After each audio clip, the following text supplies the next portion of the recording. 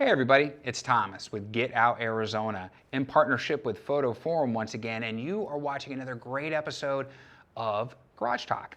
So let's get on it. Now today we are doing a full menu tutorial on the Canon R100, okay? Both photo and video, it's gonna be awesome. And so instead of me flapping my jaws about dumb stuff, let's just go ahead and dive right in. So I'm gonna turn the camera on, okay? And we are going to see that the date and time setup comes up. We're just going to go ahead and come down and we are going to cancel out of this. Now, if you want, you can go through and you could set your date, time, you could set your format, if you have daylight savings time or not, and the area that you're in. I will tell you, if you are in Arizona though, I did notice this, they do not have one for Phoenix, so you need to choose Denver if you're in Arizona. Okay, so we're going to go ahead and hit cancel. Going to come out of there and we're going to hit cancel, and now we're going to be in the main menu. Now if you look up in the top corner, it says M is for manual. All right, I want to illustrate, and I'm going to show here really quick. We are in the manual mode on the PASM dial. This is where you need to be to follow along, because if you are in program mode or intelligent auto, you will not have the same menu functions. And since we are not doing video right now, the only thing I want you in is in manual. So we are going to hit the menu button, and we are going to go all the way back to the front here, page 1 for our camera settings. So I'm going to put my glasses on so I can see image quality. We are going to choose RAW, and we are going to choose no JPEG, okay? So we're just shooting RAW, and then we're going to go ahead and hit OK. Aspect ratio, we are going to leave at 3:2. Exposure compensation, we are not going to change our exposure compensation. For photography, leave it alone, guys, seriously. I don't know if I'm necessarily in the minority when I say this, but I don't think there's a need to change your exposure compensation in photography. For video, it's a different story. When you're trying to auto-expose log, it has its benefit, but for photography, I'd leave it alone. In some cases, I might underexpose an image to preserve my highlights, but for the most part, we're not going to make a hard adjustment on this, more of a soft adjustment. So our ISO speed settings, and you can see it has the menu prompts coming up, set the ISO speed, which is nice. So it tells you what you're about to do. So we're gonna go into here, we're going to set the auto speed, okay, or max for auto, I should say. This is what mode you're in, auto or choosing. Max for auto is 6400, and that's exactly where we want it. So we'll be at a base ISO of 100 with a max of 6400. And for this particular camera, I wouldn't go any further than that. So we're gonna back out. Auto lighting optimizer, okay? So this is auto correct image brightness and contrast. I would leave this off, okay? The reason being is it's something you can do in post. We're shooting RAW for a reason.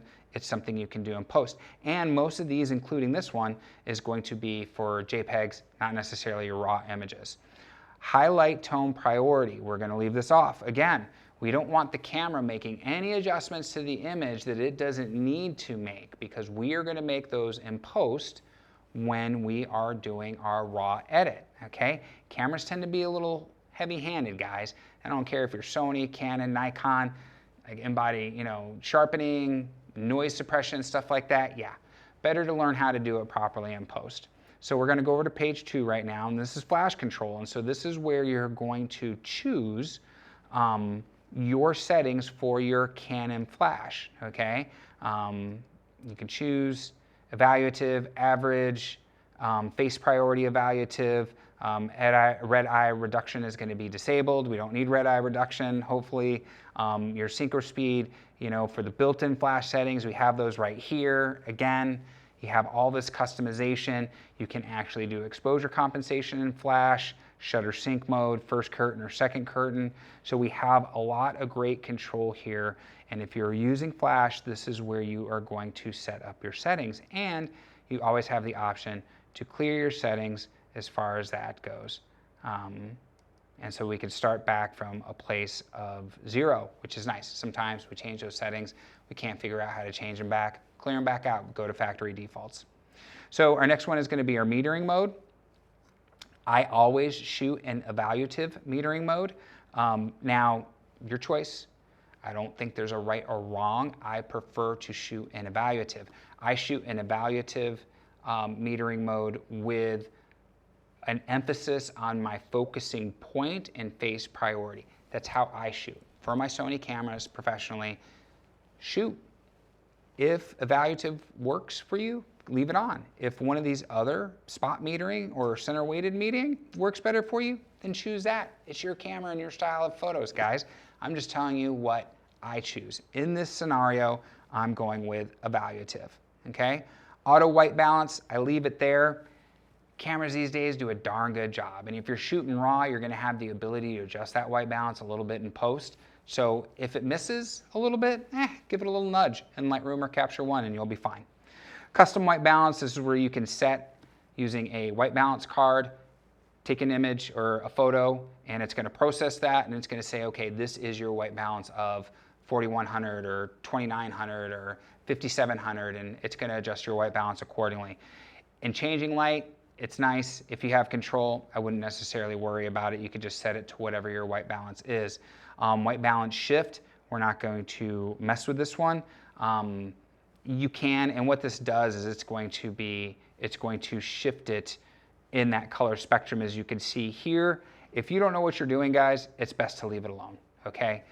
Because if you start shifting it one way, say like to cyan, it's gonna emphasis on magenta, and you know, things can get crazy really quick. Let it be, all right? Make some minor tweaks or adjustments, again, in your raw editor, or the raw editor of your choice, I should say. Color space, though, we're gonna do Adobe RBG. This only applies for JPEGs, but we're gonna set it up anyways. Picture style, we wanna do standard, not auto. If you are shooting JPEGs, I strongly urge you to put it in standard mode. This will not give the camera control to say, hey, we are gonna shoot this image this way. You're gonna take your JPEG, you will have some ability to edit in post-production. You can go ahead and make your adjustments there. But again, cameras can be heavy-handed, and why give that control up to the camera when you can exercise that control in the editing process? So the lens aberration correction, this doesn't have it as far as the option. The long exposure noise reduction, we are going to leave off. The high ISO speed noise reduction, and I don't know why they just have speed on there, it's just a high ISO noise reduction. We're gonna leave that off as well. Autofocus operation, one shot, I typically do continuous autofocus, which Canon calls it servo. Autofocus method, I typically do, you can do tracking, spot autofocus, one spot, or zone. I do the spot autofocus. Again, there's more options in the R50, the R7, but you're gonna toggle probably more than likely between spot autofocus and the tracking. And that one's gonna be, again, personal preference. What are you shooting? Are you shooting a subject that's standing still, or are you shooting a subject that's moving? That's gonna be your determining factor there. Eye detection is disabled, continuous autofocus is enabled, and the reason being is we go to tracking, and now our eye detection is enabled, okay? Continuous autofocus is enabled. Focus mode is autofocus. Here we can choose manual focus or autofocus, because we do not have a selector switch on this lens. If you have a selector switch on the lens, you can choose manual focus straight from your lens. There's nothing that says you can't, but just know if you don't, this is where you're gonna find that option. And your quick menu is another one to do that in. So manual focus peaking settings. Now we don't have it on manual focus, but if we change this to manual focus, what do we get? Okay, oh, not available when the HDMI is connected. Okay, I was gonna say, wait a minute, why is that grayed out? So. And some things will be grayed out because I have the HDMI connected, but I got to record it, so kind of out of luck there. SOL, as we sometimes say. Autofocus assistant beam firing. You can leave that on. I'm a Sony shooter. We don't have that. Canon cameras I've used, it's been on. Do I think it helps or anything like that? Sure, it might, but it could have been turned off too, for all I know, and it worked just as good. So this is one you can mess with. I think for low light, you might have a little bit better luck with that, but in good light, you're not gonna have an issue. Lens electronic manual focus. This is off. We can either disable it after one shot autofocus, or we can enable after one shot autofocus. So again, this is going to come down to a personal preference is how you want this to perform.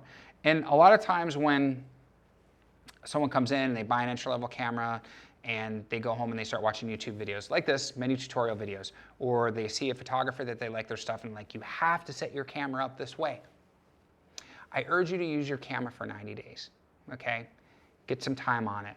Build up a good 20, 30, 40 hours of use on that camera before you really start altering custom settings, different things within inside them, other than the basic menu parameters. Because over that period of time, you're going to learn what works for you and what your needs are as a photographer. And that's what matters most. Not somebody else, okay, but what your needs are as a photographer. So at this point, you could just go ahead and leave this off for now. I don't think it's going to bother or hurt anybody. Focus control ring, we could set this to focus, or you can use it as a control ring. And when we say control ring, we're referring to this ring right here around the front, okay? This is typically how you manual focus, but you can program this to do different items. That's, again, totally your choice, my friend, okay? I leave it to focus. When I'm using a Canon camera, it's focus. I don't want it to switch anything else. If I have to, quick switch to manual focus, I want that focus ring to do manual focus. Drive mode, okay? We're gonna have continuous shooting. Image stabilizing mode. Now, this is digital, okay? And it's enabled, and you can disable it if you want, okay? And we can turn this off if we want, and that's going to disable, obviously, the digital stabilization. Just know that when you are using digital stabilization, there is an additional crop, okay? Just food for thought. Some people don't realize that, but for the most part, if you don't have a lens with stabilization, you're gonna wanna have some type of stabilization in the camera. So it's digitally with this. Review duration, we're gonna turn this off. Metering timer. Choose the exposure value, based on your shutter speed. And so you can do this, again, this is really going to, based on what you're shooting and where you're shooting and what your shooting method is. So it's at 8 seconds. You could set it to 4 if it's moving quick. You could set it to more time if you're not firing, so quickly, and there's not fast moving action. So again, it's there, adjust it to your need and what's useful for you, not based on what someone else's recommendation is. And this is something that I would actually add in the quick button menu system. Exposure simulation, yes, we want that enabled. So basically what that does is, with that turned on, any exposure adjustments that you make, whether you're going way overexposed or way underexposed, you will see that happen in real time. And of course, we want that to be, so what you see is what you get, no surprises when your image comes out. Shooting info display, this is gonna give you a chance to set all the information that's gonna be on your screen, okay? It's gonna give you a chance for the viewfinder information, for your vertical display information, your histogram brightness, your grid display, what grid you're going to use if you choose to use one. Here's where you're going to find it. Your viewfinder display format, self-explanatory, choice 1 or choice 2. Totally up to you. That's personal preference. Display performance, power saving, I like it to be smooth, so it's high performance. Entry level or not, I want every bit of performance out of this camera. So we keep on moving down the list. Now these are going to be movie settings that we can change here, or we can change them in movie mode.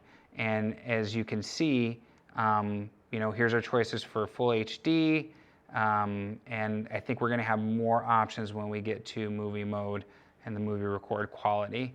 And I usually change them in that mode anyways. I don't change them from here. Sound recording, I like to do this manual, okay? And this way I can change the level of the microphone myself. Some microphones are more sensitive as far as what they sound and peak and everything. And again, it's not an option that I want to leave up to the camera. I want to make those very discriminate choices on that. So wind filter, okay, it sounds like mud as far as that goes. So we turn the wind filter off.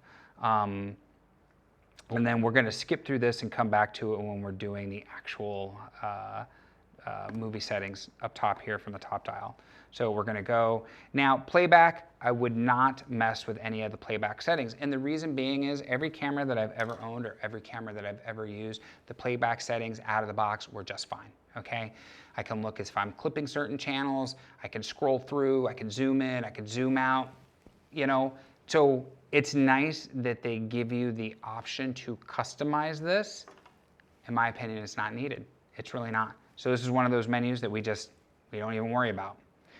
Now, when we're talking about our Wi-Fi though, our Wi-Fi connection, okay, this is how we're going to connect to, and it's very easy to walk you through.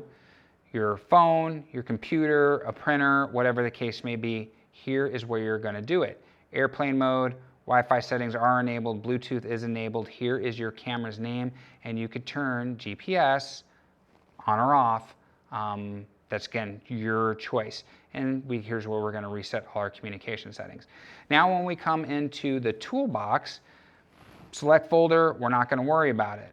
Number filing is continuous. Don't change this. You can if you want to, but I urge you not to. Just let it do its thing when it comes to creating your files and numbering your files. Format your card. This is to format your SD card. Auto rotate. This is going to auto rotate when it comes to on the computer, the camera, or just off. So we leave it on auto rotate. Add rotate info, enable, date, time. We already went through that. Language is going to be English. This is going to be, back up. This is for the United States, NTSC. Beep, I turn the beeps off. Power saving, this is where you get to choose, display turns off after how many minutes. Typically 3 minutes is what people do. Some people do 5, but you really don't need longer than that. Auto power off, maybe after 5 minutes. Viewfinder off. And then this is typically set to the display off, okay, as far as 3 minutes goes. So then we're going to back out of here. Eco mode is turned off, but you can turn this on if you want to extend your battery's life a little bit. It will disable some settings for you, but if you're at the end of a long day and you're running out of battery life, it's an option. So we've got display settings, which we already went through. Display control is auto. We want to leave it on auto. This other one is grayed out because we have HDMI plugged in. Screen brightness, okay? This is going to give you a chance to adjust your screen brightness. Viewfinder brightness, HDMI resolution. Here, just leave it on auto. It's going to auto detect what it needs to. 4, we can reset our camera. We have our custom functions. Now here, it's a little bit different, and the user interface is different. It's certainly not as nice or intuitive as the R50 or the R8 or any of the models above this. But here is where you will get a chance to assign different custom control settings to the different buttons on the back of the camera. Again, I urge you, shoot your camera for 3 months. Get some time on it, okay? And then afterwards, if you need to change something, change it. But until then, leave it alone, all right? That's the best advice I can offer you for any of these, okay? We want to leave it alone until you know exactly what you need and how you're going to use the camera. Copyright information, if you want to add copyright, then that will be burned into the metadata. I have copyright on all my cameras turned on. Here's a link for if you want to do the software, certification logo display in your firmware 1.0.0. From here, we're going to be able to adjust how you see the menu, okay? And I actually had to adjust it to get it to show you the menu that way, okay, the standard way. Just leave it. Now, this last one is important, the star menu. We're going to add, okay? And then we're going to configure, and we're going to select an item, and we are going to look for, if it's the one thing that I urge you to put in your custom menu. Oh, there it is, format card, okay? And then we can go back, and now whenever we need to format our SD card, bam, we come to the star menu, there it is, easy peasy, we don't have to dig through the menu system. And then from here, we're right back to where we started. So now, as we come out of that, okay, we're gonna come to video mode, okay? So this is gonna be movie recording, okay? We're going to go movie recording manual exposure. So we have control again in that menu system. And so now when we look, we have here's our things for, and we could see it now has a video camera, all right? And we come to white balance. Oh, well, let's go back. Here we go. I was going to say, wait, we forgot to show, right? So here's our recording quality, okay? High frame rate we can disable, and we'll talk about that in a second. So when we come to recording quality, there's our lonely 4K, okay? Now, if we want to do high frame rate and enable, it will tell you that you can shoot, and it's not even full HD at 120 frames per second. But you have all this stuff that is disabled. Look at that. Autofocus, continuous autofocus, movie digital stabilization, and audio are not available. Whew, that's a bite in the butt. Some people refer to that as the Canon crippler. It's kind of what we say in the industry. You know, it is what it is, but know that you can shoot a high frame rate to get slow motion, but it's not even full HD, all right? It's not, you know, 1920 by 1080. That's more like 720p. It doesn't look that good. It's not that flattering, my friend, so I would not do it. Use your iPhone at that point, okay? But you have that option. So we're picking 4K at that point because we do want to shoot in 4K as best as we can possibly shoot. And then for the rest of these, you know, our ISO speed settings, here again, max for auto, but I would do 6400. This camera is not a low light monster, so we gotta want to keep that realistic as far as that goes. And we are gonna go through and we can change these, okay? Now the changes we make here are going to be specific for movie mode, okay, and not photography, you know. Some of these carry over, some of them, they're going to be specifically for movie. All right, our lens correction, self-timer, on and off, remote enabled. So now remote enabled, this is important. If you are using a remote, make sure you come in here and turn that on, or else your remote will not work. Even though you have it turned on to work for taking photos, you have to turn it on to work for doing video as well. It should just be you turn it on in one spot and that one cascades through the rest of the menu system, but it doesn't. Image stabilization, again, you know, this is going to be the same for photography as well as for video. You still have the additional crop, and here's your viewfinder display format, and your HDMI info is turned on. And then the rest of these are going to be generic for the camera settings. We refer to these as global settings. These are all going to be the same. And that is the menu system. And then once you've made your changes, you can come back to manual again, and we're gonna say okay, and now we're back in the photography settings, okay? So all in all, the Canon R100 has the least complex menu system out of all the Canon cameras. Even once we step up to the R50, you're inundated with, you know, several more choices and options to do. And even though this is an entry-level camera, they do actually give you quite a bit of control on how to customize certain features in the button layout, which I commend Canon for doing, because there was a time where an entry-level camera, you had almost zero customization, all right? Because you chose to get an entry-level camera, they wanted to cripple you that way. And Sony did the same thing, and so did Nikon. It wasn't something that just Canon did. And now in 2023, especially with the onset, pretty much everything's mirrorless, you see that even the entry-level cameras give you full customization as far as that goes. So before we get to the conclusion, let's talk about Foto Forum a little bit. All right, more than 50 years in the Valley of the Sun serving the photography and videography community. Well, the last couple years for the videography community. But regardless, 50 years, are you kidding me? They have always been a hub here in the Valley of the Sun, Phoenix metro area, statewide. Customers coming from all over the place. Seriously, I know, because some of those customers are my customers, okay? We have a great community presence, all right? We do group activities. We have our reps coming in at least once a quarter. We have contests and giveaways. We're not afraid. Come in, we'll put the camera in your hand. Come in with your camera, we'll answer your questions. We have classes. Guys, it's a one-stop shop, all right, for the photographic community and now the cinema community and the video community here in Phoenix, Arizona. It doesn't matter where you live. You can reach out. I kid you not, on our social media, had a kid recognize me in the Denver airport. I'm flying back home from a job the Denver airport, my friends, okay? So that being said, check out the link that we're gonna have below in the description for the social media. Follow us, ask your questions, my friend, seriously. There's no question that we will not answer, and if we can't, I'll find the answer for you. I know a lot of people in this industry, okay? So we'll get you the right information. But the point is we're here to help, we're here to educate, and that's what being a community shop's all about. So there you have it, Foto Forum, check us out. So, in conclusion, guys, for $600, an entry-level camera, this has a robust feature set, which is good. That's what we want, all right? Without being over complex. Are there some things that I wish would be here in the menu system? Sure.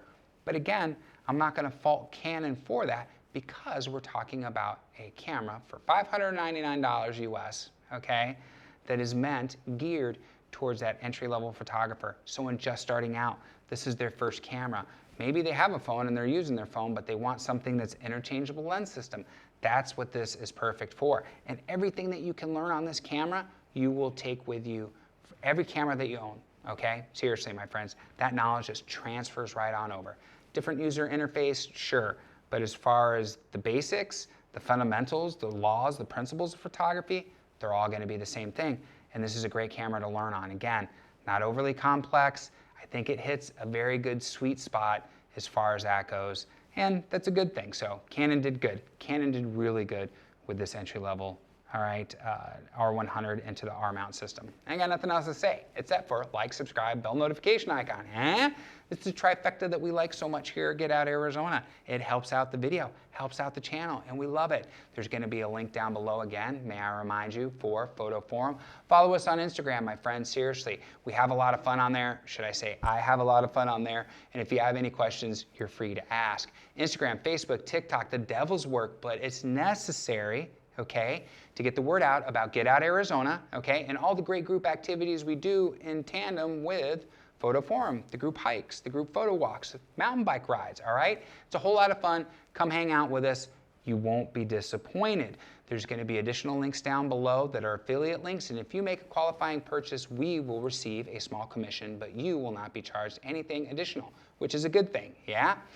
Helps out with gas money, park pass money, and coffee money, the other trifecta that we love so much here at Get Out Arizona. So on that note, my friends, what do we always say? Be kind to yourself and others. Be amazing stewards on the trail, and we have to ask, what are you waiting for? Get Out Arizona. My friends, we'll see you on that next adventure. Take care, everybody. Have a great day.